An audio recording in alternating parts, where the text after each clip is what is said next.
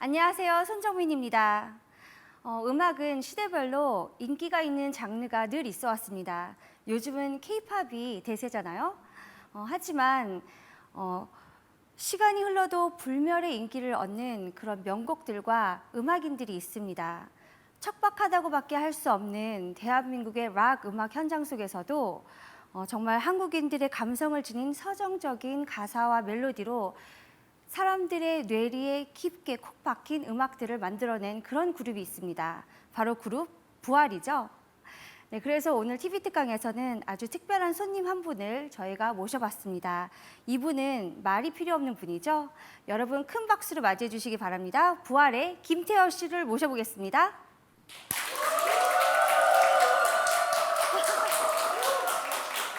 안녕하세요. 네, 반갑습니다. 자리해 네. 주시기 바랍니다. 네, 부활이 올해로 30주년을 맞이했는데요. 네. 그래서 이렇게 제가 김태원 씨와 함께하는 게 더욱더 의미 있고 영광스럽습니다. 먼저 시청자분들에게 소감 한 말씀 전해주시겠어요? 부활은 뭐 30년을 왔지만 그게 사실 뭐 저희 힘으로 온 건 아니죠. 그 뭐 음악이라는 게 듣는 사람이 존재해야 사실은 음악을 할 뭐 에너지가 생기는 거니까. 그래서 그런 면을 잊지 않으려고 노력하고 있습니다. 비록 나이는 좀 들었지만 그래도 지금도 그 좋은 음악을 만들기 위해서 잘 안 나오지만 노력하고 있는 중입니다. 패션은 가장 최신인데요. 그래요? 너무 멋지세요. 우리 제 옷을 관장해 주시는 분이 계신데 네. 그분이 갖고 오시면 저는 입는 겁니다. 옷걸이가 좋으니까 이렇게 멋지시네요. 고맙습니다. 힘을 주셔서. 네. 얼마 전에 그래서 30주년을 맞이했기 때문에 공연을 하셨잖아요. 네. 프렌즈라는 제목으로 굉장히 남달랐을 것 같아요. 어떠셨나요? 그 30주년이라는 것은 사실은 제가 말을 안 하면 모릅니다.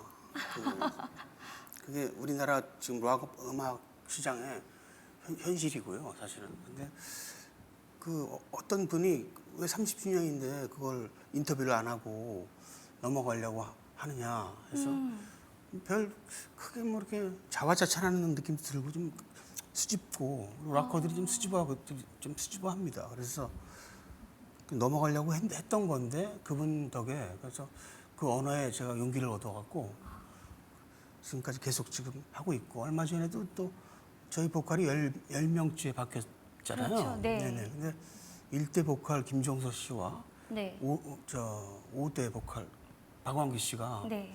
같이 참여를 해주셔서 굉장히 또 아주 아름답게 공연을 했죠. 그러면 이렇게 10명의 정말 대단한 보컬들을 배출해 내셨는데 보컬을 찾는데 뭔가 특별한 나만의 노하우가 있을 것 같아요.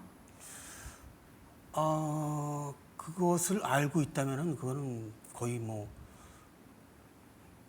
가시겠죠. 가시시네요.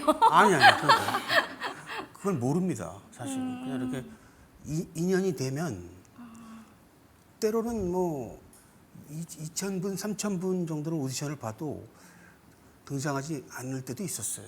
근데 그리고 이제 좌절해서 그 오디션을 보고 좌절해서 제가 이제 있을 때 어느 다른 동네에서 한 분이 나타나서 1대1로 그냥 붙는 경우도 많고. 그래서 저는 그 음악을 그 완성되어진 상태에서 만나는 형태가 아니라 서로 부족한 사람들이 만나서 뭔가 이렇게 만드는 거라고 생각합니다.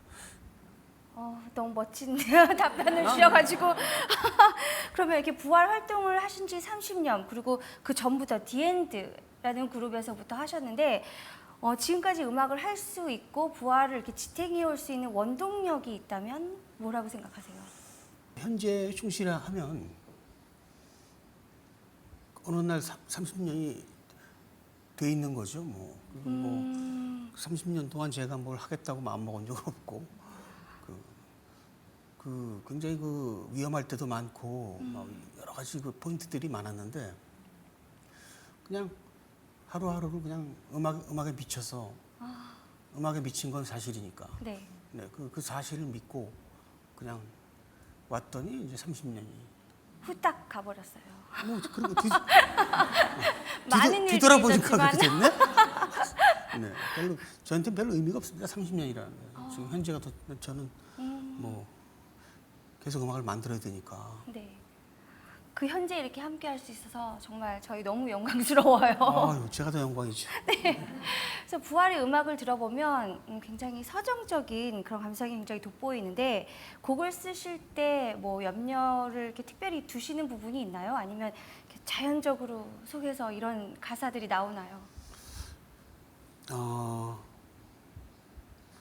엄청난 사건을 겪거나 시련을 겪어야 나옵니다.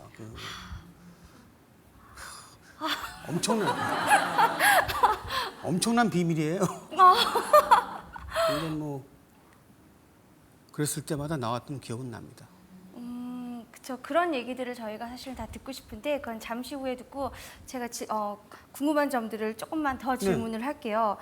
뭐 예를 들어서 밴드는 이렇게 혼자 하는 게 아니잖아요. 그리고 정말 10명의 보컬들이 있었고 많은 사람들과 이렇게 인연을 맺어오면서 30년이 흘렀는데 이런 인연을 맺다 보면 이렇게 밴드 안에서 사람들 관계 유지가 이렇게 힘들 때도 있었을 것 같은데 어떻게 잘 조율을 하셨나요?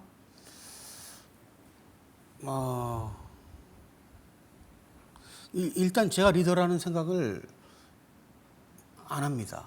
네, 그리고 제가 리더라는 생각을 할 경우 전체가 무너지는 걸 알아요. 30년 동안 이 경험에서 알게 된 거고. 그리고 제가 아는 게 더 많다, 뭔가를 아는 게 더 많다는 것도 혹시 있다면 그거를 숨겨야 됩니다. 그래서 그리고 늘 질문을 하고 늘 배우려고 하고 그 멤버들한테. 그쵸. 그리고 뭐 부활이 힘들 때는 각자 뭐 부활만 해야 돼 뭐 이런 거 하지 말고 잡을 해라 부활이 가난한데 어떡하겠냐. 뭐 최재민 씨는 뭐 당시에 뭐 7080 드러머로 뭐 이렇게 일종의 저거죠. 세션 매니저. 네. 네. 서지혁 씨는 뭐 학교에 가서 강의를 하고 뭐 그렇게 해서 이 멤버가 유지되는 게 중요하지. 네. 어떤 그런 자존심이나 뭐 이렇게 락커인데 뭐 이런 거를 버리도록 저는 86년도부터 그냥 그렇게 했어요. 굉장히 겸손하시네요. 제가 듣기로는 뒷세계에서는 굉장히 의리가 있으시기 때문에 이렇게 10명의 보컬들과 함께 일을 할 수 있는 이런 리더가 아닌가라는 그런 얘기를 들었었거든요. 그러니까 말씀드렸듯이 가난해서 떠난 친구도 있고 너무 잘 돼서 떠난 친구도 있고 근데 그런 친구들에 대해서 제가 뭐랄까 시간이 흐르면서 점점 더 이렇게 복수심이라든가 또 원망이라든가 그런 것을 스스로 좀 이렇게 삭히는 그게 30년이죠. 그렇죠. 네, 그 삭히는 버릇이 현재 그 버릇 때문에 현재 아직까지 존재하지 않는가 부활이. 그래서 이번 30주년 콘서트에도 초대 보컬 김종서 씨도 나오셨는데 네. 정말 이런 인연을 그러니까 한 번 맺은 인연은 끝까지 유지를 하시는 거죠. 그거 뭐 인간이 그렇게 오래 살질 못해요. 한 500살 살면은 네. 그러면 뭐 얘기가 좀 달라지겠지만 뭐 적당히 거기까지인데 거기서 뭐 싸웁니까? 네. 정말 멋지시네요. 고맙습니다. 그래서 이런 사실 정말 궁금한 점이 너무 많은데 제가 이렇게 질문하는 것보다 직접 김태원 씨께서 이렇게 쭉 설명을 해주시는 게 저희가 더 속이 시원할 것 같은데 어떨까요, 여러분? 김태원 씨께 정말 부활의 30년간의 그런 기뻤던 일들, 힘들었던 일들 쫙 들어보는 거 어떨까요? 박수로 청해 듣겠습니다. 고맙습니다. 뭐 제가 좀 말주변이 없어서 네. 원래 음악하는 사람이라 뭐 이렇게 크게 말을 잘하지는 못합니다. 근데 뭐 여러분께서 이렇게 와주셔서 너무 감사드리고 뭐 가끔 어디서 들으셨겠지만은 저는 뭐 혹시 도움이 되신다면은 제가 제 얘기가 그럼 뭐 근데 표정들이 저보다 더 엄청난 경험을 하신 표정들이신데 저희 작은 경험을 한번 말씀드리겠습니다. 짧게.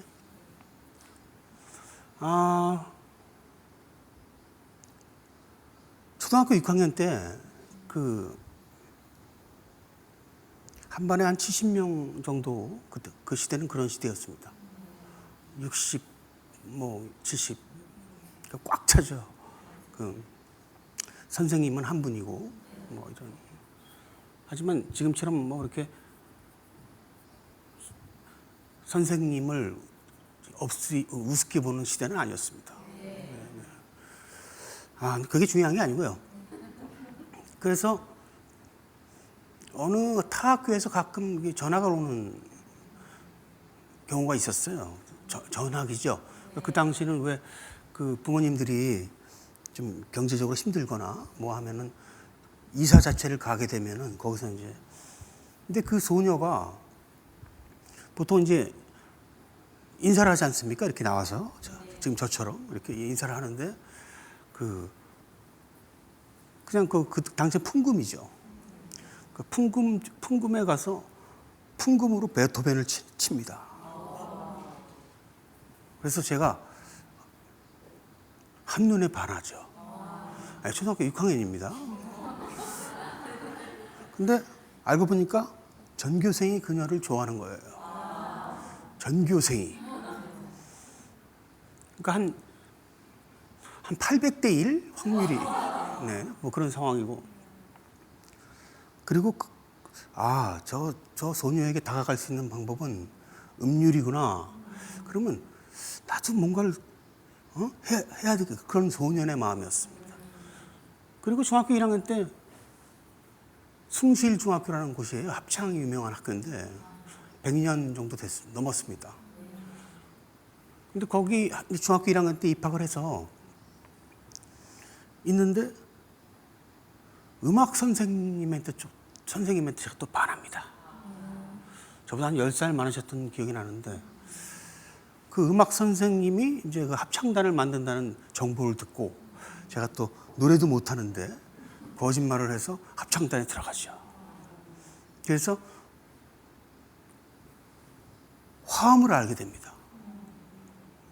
그래서 저는 그 역할을 크게 하진 못했는데 뭔가 옆 사람과 사선에서 나오는 이 음률과 제 음이 섞일 때 어떤 합창의 아주 오묘함인데요. 섞일 때 느끼는, 그러니까 혼자 솔로로 하는 것도 멋이 있지만 사실은 이 전체가 하나를 얘기하는 것을 보고 이게 정말 이게 엄청난 게 있구나 하는, 그게 이제 두 번째 제가 이제 감동한 테마고요. 그래서 제가 집에 있는 통기타를, 굴러다니던 통기타를 독학으로 치게 되죠. 그러면서 노래책을 사갖고 노래책을 보면 그 당시에는 이렇게 코드가 써 있었거든요. 그걸 보면서 나 어떻게라든가 나 어떻게 이런 거, 동네 꼬마 녀석들 아주 주옥 같은 노래들이 많잖아요, 거기. 그래서 그걸 다 기타로 혼자서 그냥 골방에서 몰래, 왜냐하면 친구들을 깜짝 놀라게 해주는 그런 마음이 있었거든요. 그래서 공부도 못하고 하나 잘하는 거 없는 친구인데 어느 날 소풍에서는 가끔 이렇게 무대를 만들어 놓고 각 학교마다 뭔가 경쟁을 하는 그런 타임이 꼭 있었거든요. 그래서 거기서 제가 통기타로 한 1년 정도 혼자 연습한 거를 그냥 합니다. 그러면서 그 여학생들이 저를 바라보는 시선이, 그 시선에서 제가 그 시선에 매료돼 갖고 저도 사랑받을 수 있구나, 나도 사랑받을 수 있구나 하는 힌트를 얻죠. 그래서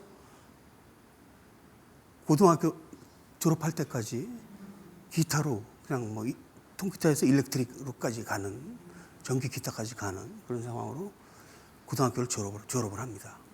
거의 저희 쪽 동네에서는 서대문구인데요. 그쪽에서는 거의 랭킹 한 3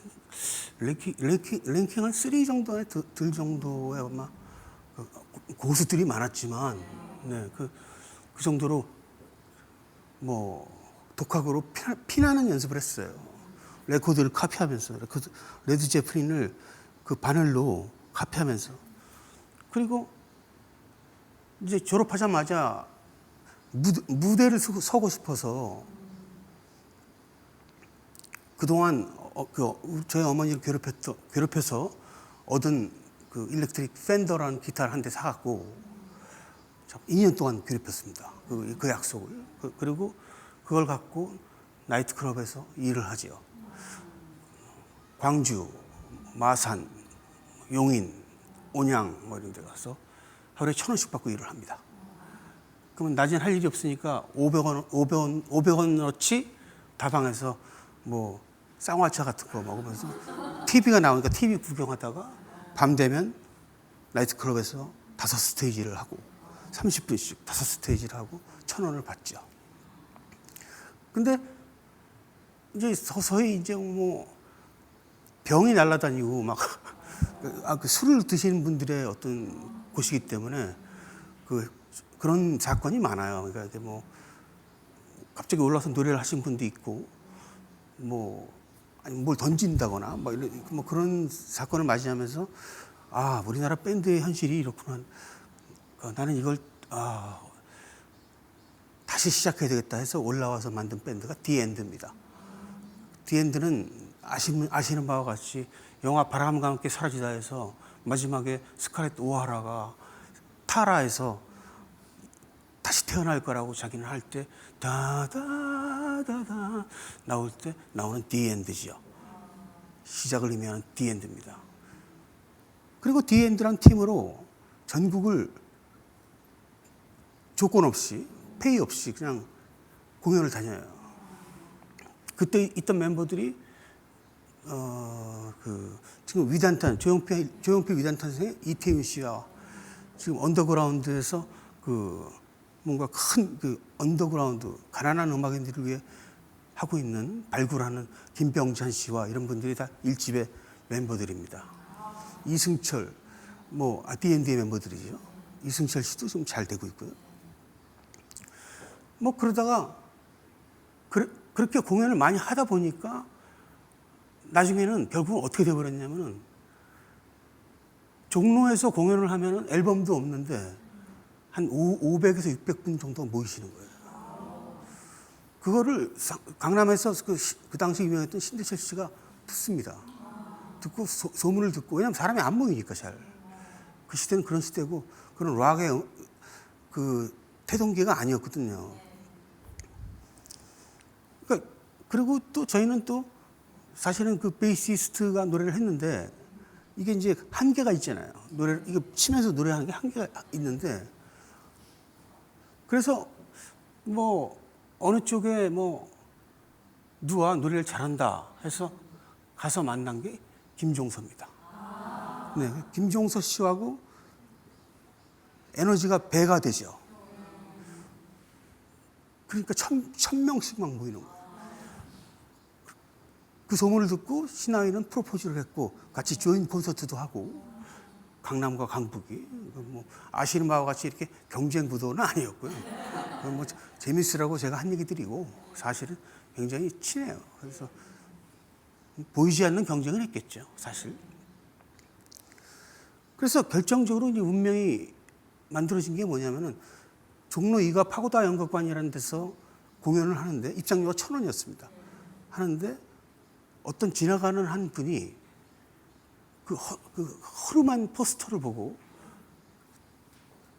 보신 거예요, 우리 공연을. 보고 제가 그 당시에는 또 이렇게 외모가 이 정도로 괜찮지 않았어요. 그래서 뭐 좀 그랬습니다. 근데 굉장히 뭐랄까 히스테리가 심하고 음악에 미쳐 있고 그리고 상대방이 정말 5m 가까이도 저한테 오고 싶지 않은 그런 스타일의 사람이었거든요. 근데 그때 대기실에 오신 분이 누구냐면은 백강기라는 분인데요. 그분이 민혜경 씨 오빠입니다. 네네. 그리고 그때 몰랐죠. 그리고 들어오셔서 저한테 오셔서 야, 너 아니 그 뭐 당신은 그 언제부터 이 사담을 나누다가 지미 헨드릭스하고 비슷한 것 같다고 저한테 기타리스트도 있습니다. 그래서 너무 극찬 너무 고맙습니다. 그랬거든요. 그리고 이제 말한 거죠. 말았는데 그분이 부활 1집을 내도록 작전을 피죠. 네. 이름을 부활로 개명을 하고 D&D에서 부활이 더 낫지 않느냐. 다시 태어나는 게.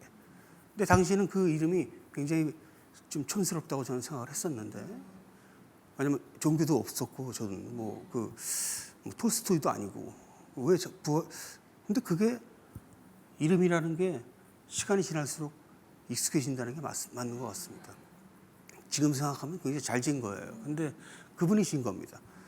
그래서 1집을 발표하고 나름대로 한 500장 정도 나갈 줄 알았던, 별로 이렇게 인생에서 큰 기대를 하면서 살아보지 못했어요, 저는. 왜냐면 그냥 살아있는 자체가 너무 고맙고 제가 음악을 할 수 있다는 자체가 고맙고 그런 스타일이었지. 근데 이게 의외로 이게 대박이 나죠. 희야가. 네, 그건 제가 쓴 곡이 아닙니다. 그런데 그리고 이 집을 내고 그 여파로 이 집은 거의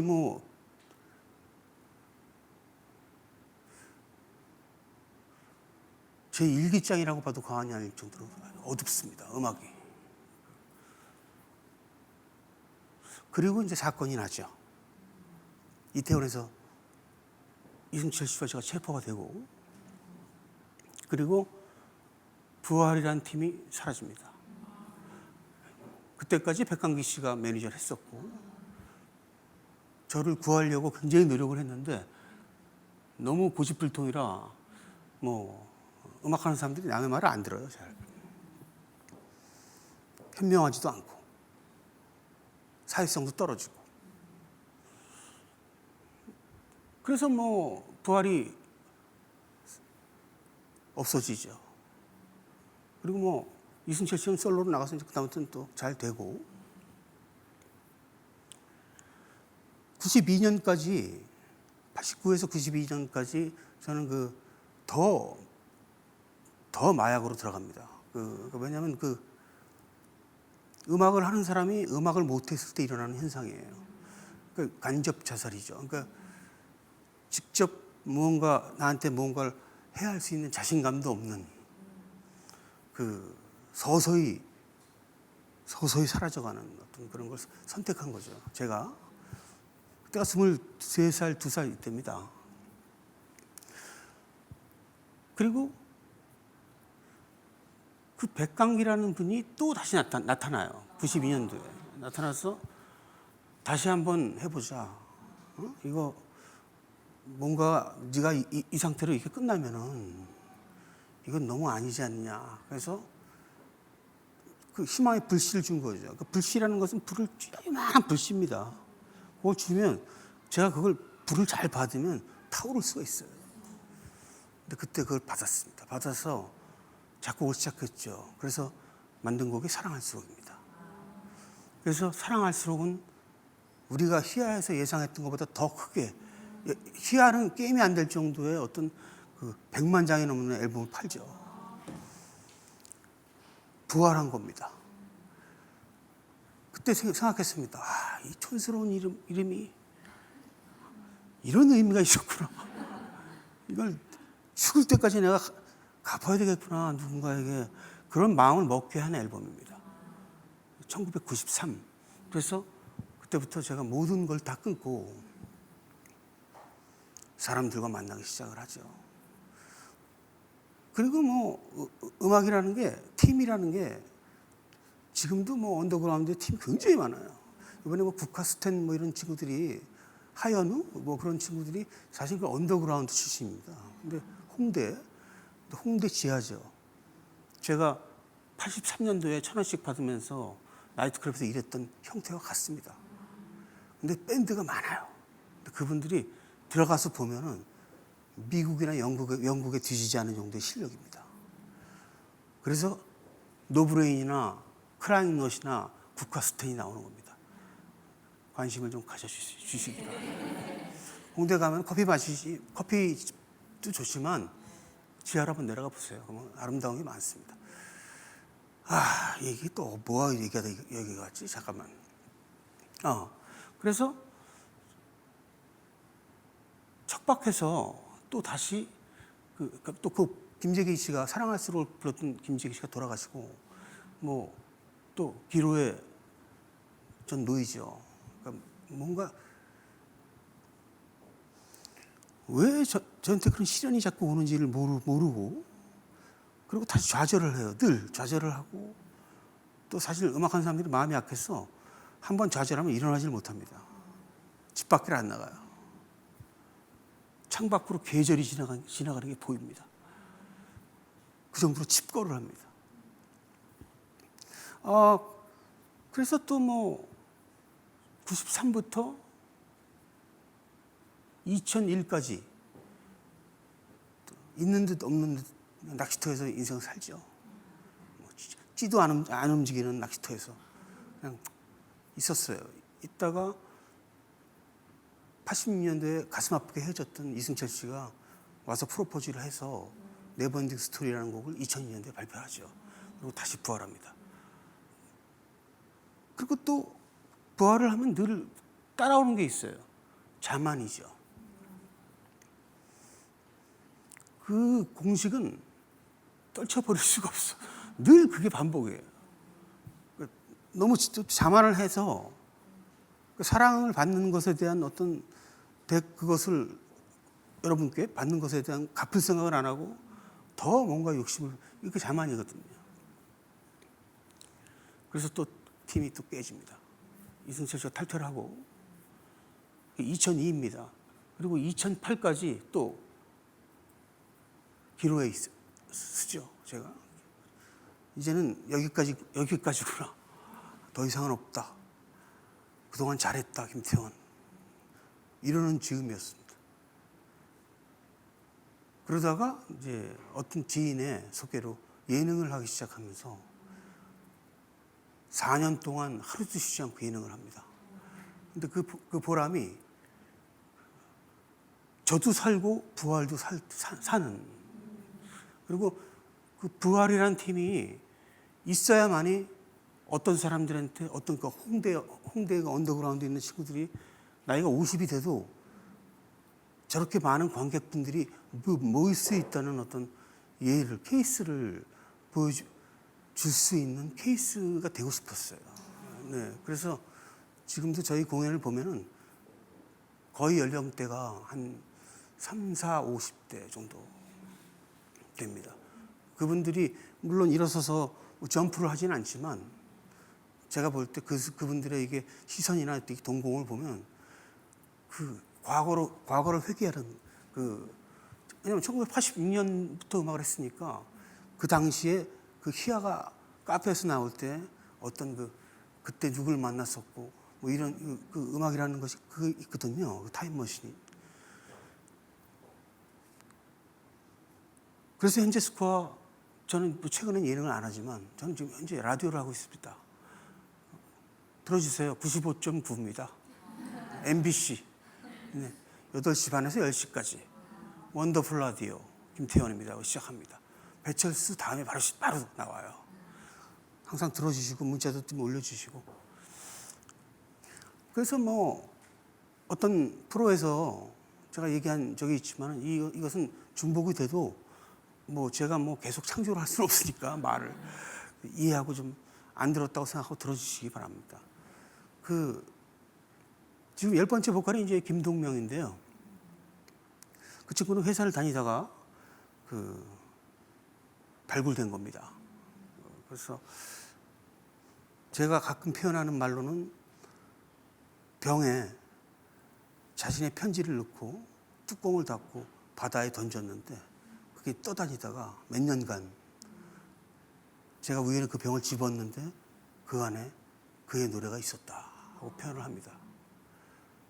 그러니까 그는 음악을 음악을 하는 것을 하기 위해서 태어난 친구인데 음악을 할 곳이 없는, 잠깐만 5년 동안.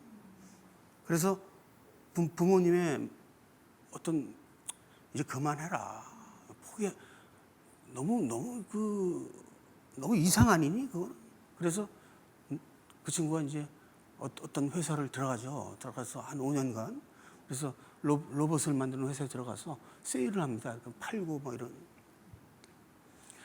근데 그런 와중에 그 친구를 만난 거예요. 그래서 이제 그 친구를 처음 만났을 때, 만나고 바로 그 친구의 부모님을 같이 만났는데요. 그 아버님은 저하고 동갑이시고 65년생이시고, 그 아버님의 느낌은 잘 기억이 안 나는데 그 어머니의 그 시선이, 마지막으로 동명이가 그 어떤 대학에서 노래를 할 때 그 마리아라는 노래 했대요. 그저 윤아중, 김아중 씨가 옛날 영화에서 했던 그 고음을, 여자 키를 남자가 그냥, 그게 마지막 무대라고 생각하고, 근데 그걸 보면서 그 어머니가 눈물을 흘렸다는. 그래서 저 사람은 음악을 해야 되는데, 근데 뭐 나이가 이제 거의 30 가까이 됐고, 이제 뭐 어떻게 할 수가 없으니까 꿈을 포기하고 뭐 그런 상태에서 이제 그렇게 선택을 한 건데, 제가 말씀드리고 싶은 것은 오늘의 주제입니다. 사실 이게 뭐냐면 시간입니다. 시간의 그 오묘함과 거룩함에 대하여 제가 겪은 것들이 다 그건데요. 그러니까 어떤 순간에 뭔가 팍팍팍 이루어지는 그런 경우는 본 적이 없고, 그 시간이라는 그 오묘함이 거대하고 거룩해질 수 있다는 어떤. 근데 물론 현재를 굉장히 충실히 살아야만 되는 조건이 붙죠. 이 현재가 얼마나, 사실 때로는 얼마나 지루합니까?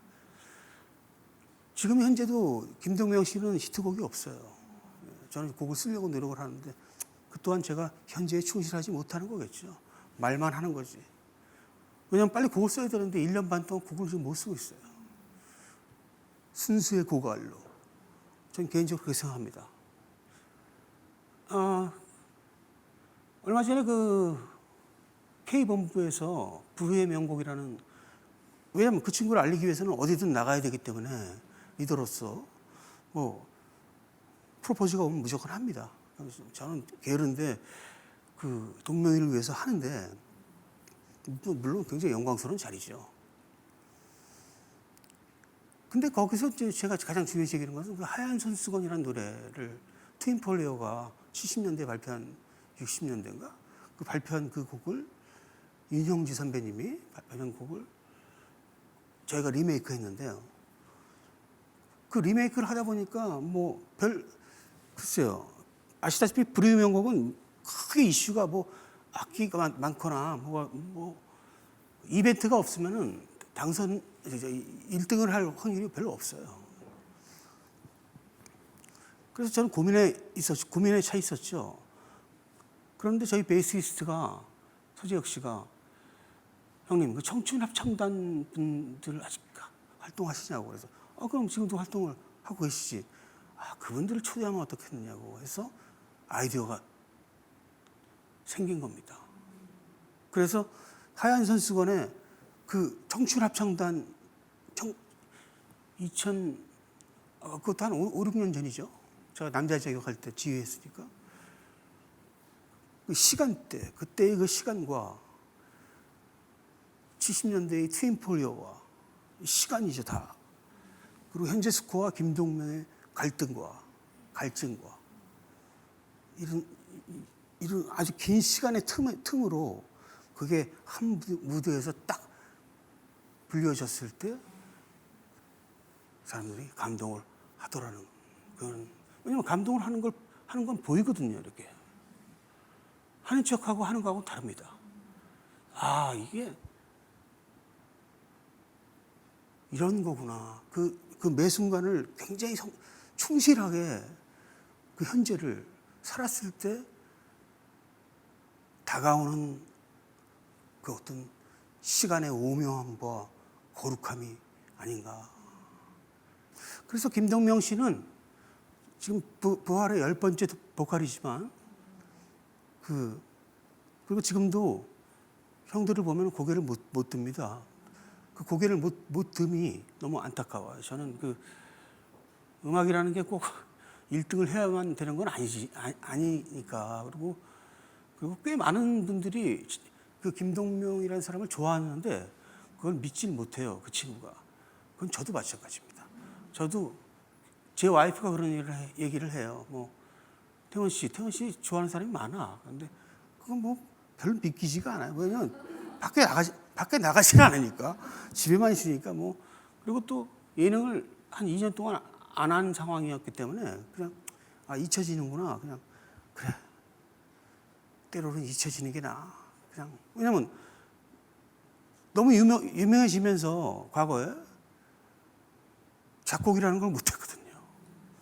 근데 제 삶의 목적은 작곡입니다. 저는 그 작곡을 하기 위해서 그걸 했는데 그게 해답은 아닌 거예요. 왜냐하면 순수를 잃어버리는 것 같은 예능인하고는 다르죠. 그러니까 예능을 전문으로 하는 사람들은 그걸 할수록 더 순수해지겠지만 음악하는 사람이 너무 깊이 그쪽으로 들어가면은 빠져나오지는 못해요. 그리고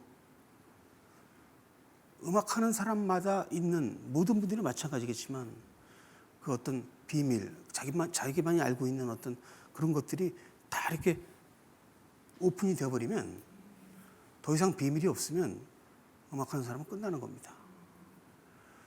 5년 동안 전 다 풀었어요.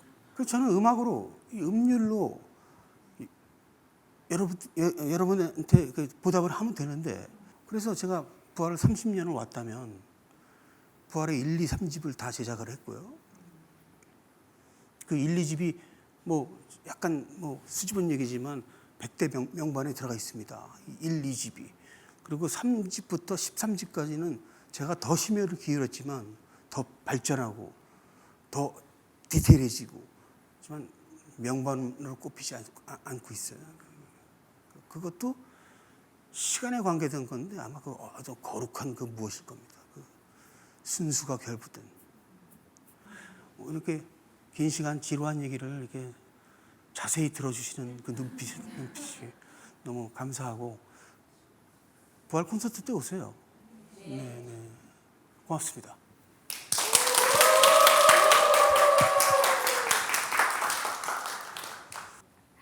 네, 김태원 씨를 다시 한번 이렇게 자리에 모셔봤는데요. 제가 이렇게 쭉 얘기를 듣고 또 여러 사람들과 이렇게 대화를 해본 결과 사실 가장 궁금한 것이 있더라고요. 특히 이제 여성 팬들이요. 네. 가장 궁금한 거는 김태원 씨의 러브 스토리더라고요. 스토리. 제 와이프하고 저는 1984년 네. 2월 7일 날 만났습니다. 그리고 뭐 처음 딱 만난 게 그날이에요? 네. 와, 그걸 어떻게 지금까지 기억을 하세요? 노래 제목으로 있어요. 멋지다. 이래서 부활 20의 2월 7일이라고. 와, 이렇게 음악하는 사람을 만나면 이렇게 그런 자기 첫 만난 날에 나를 제목으로도 이렇게 만들어주고 네. 저도 한 분 소개시켜 주셔야겠는데요. 음악하는 사람은 사귀세요. 네. 결혼하셨어요? 안 했어요. 너무 로맨틱한 것 같아요. 이런 건. 네, 좋죠. 네. 그래서 84년부터 지금까지 제 옆에 있습니다. 그 친구가. 근데 그 우여곡절이 참 많죠. 뭐 아시는 분은 아시겠지만 제가 속을 많이 썩힌 그 음악하는 사람들이 다 그렇습니다. 네. 철이 없어요. 아이를 낳아도 철이 안 듭니다. 그래서 뭐 그 친구의 인생이 저를 만나서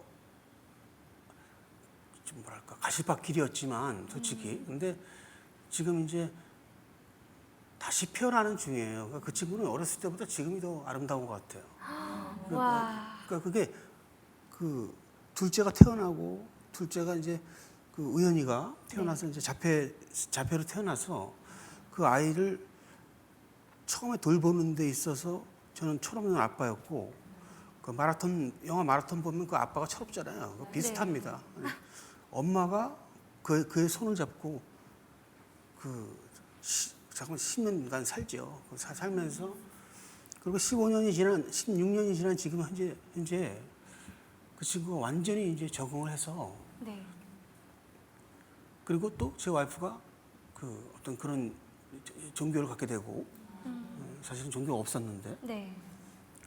종교 갖게 되니까 또 거기에 대한 또 봉사할 수 있는 어떤 그런 누군가에게 그런 아이들을 데리고 있는 부모들이 있지 않습니까? 네. 근데 우리는 그 아이들만 생각을 하는데 사실은 그 부모의 아픔이 그건 더 큰 거거든요.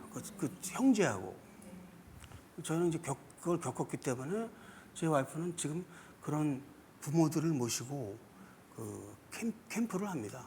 네, 그냥 그분들은 전혀 돈을 쓰실 필요가 없고 뭐 대규모는 아니지만 한 5가족, 6가족 이렇게 해서 그 캠프를 해요. 그 부모들을 위로하는. 물론 그 아이들도 같이 오죠. 네. 그래서 그게 벌써 한 3년 정도 됐어요. 그래서 그것이 제 아들이 태어나지 않았다면은 네. 일어날 수 있었을까요? 이런 현재가 아니죠. 아니겠죠. 네.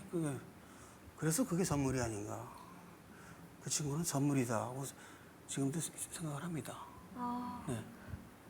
제가 너무 감동적인 얘기네요. 막 이렇게 소름이 쫙 끼치는데요. 그럼 캠프에 참가하세요. 참가해서 아, 그럴까요? 도우미가 필요하니까. 그런 거 너무 아름다운 것 같아요. 네. 저도 그런 봉사활동 하거든요. 이렇게 고아원이나 이런데 저희가 참여해서 함께 뭐 삼겹살도 구워 먹고.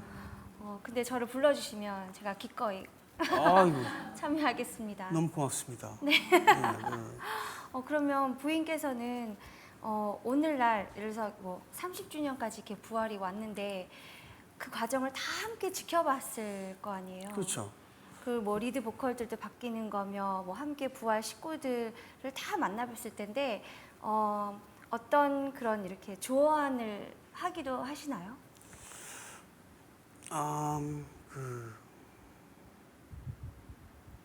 음악적으로는 아무 어떤 조언도 안 해요. 그리고 김종서 씨가 친구니까 네. 그 연배가 저하고 동갑이니까 네. 85년부터 역대 보컬을 다 봤죠. 네. 근데 이 친구는 사실은 뭐랄까 이렇게 좀 센 편이라 이렇게 어떤 보컬도 제 와이프한테 약간 쩔쩔맸어요 다. 정말로. 왜냐면 이게 오롯이 딱 개념이 서 있었기 때문에 늘. 근데 음악하는 사람들은 개념이 이렇게 뚜렷하지 않거든요, 사실은. 근데 그러니까 뭐 역대 보컬 누가 나와도 지금도 뭐 김정서 씨도 그래요. 제 와이프가 딱 나타나면은 굉장히 어려워합니다. 아직까지도요. 네, 네. 대단한 파워를 박완규 가지고 같은 경우는 뭐 거의 동공을 못 보죠. 그분을 한번 모셔야겠는데요. 네, 다음에 하면 뭐 와. 최근에 또 책도 하나 썼어요. 아. 그 제목이 뭐더라?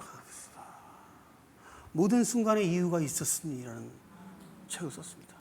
네, 멋지시네요. 굉장히 든든하시겠어요. 이제는. 근데 뭐 저는 기록의 아빠라 네. 뭐 이렇게 그 친구가 오면은 좀 맛있는 거 가끔 이렇게 냉장고에다 꽉꽉 재워놓고 가는데 뭐 설렁탕이나 뭐 네. 너무 재밌네요. 그 아무튼 친구가 오면 좀 먹고 없으면 또 그냥 뭐 저 누른밥에다가 김에다가 그냥 이렇게 참치캔 하나 해서 먹고. 이런 얘기 너무 좋아요. 이런 얘기 정말 솔직하게 저희와 함께 해주셔서 너무너무 감사합니다. 제가 감사합니다. 자, 여러분 어떠셨나요? 너무 매력적이시죠? 네, 지금까지 부활의 리더 김태원 씨와 함께 이야기를 나눠봤는데요. 10번이나 메인 보컬이 바뀌어오면서도 정체성을 잃지 않고 대한민국의 락 음악이 어떤 것인지 이렇게 보여준 그런 대단한 그룹 부활의 리더로서 정말 뿔이죠. 이렇게 묵묵히 함께 지탱해 주셨는데요. 김태원 씨의 이야기는 여기서 끝이 아닐 것 같습니다. 올해로 30주년을 맞았는데 앞으로 40주년, 50주년 정말 어떤 아름다운 음악 이야기로 채워주실지 정말 기대가 됩니다. 그 아름다운 순간에도 저희가 함께 할 수 있기를 바라면서요. 영광입니다. 자, TV 특강 오늘 김태원 씨와 함께 했는데요.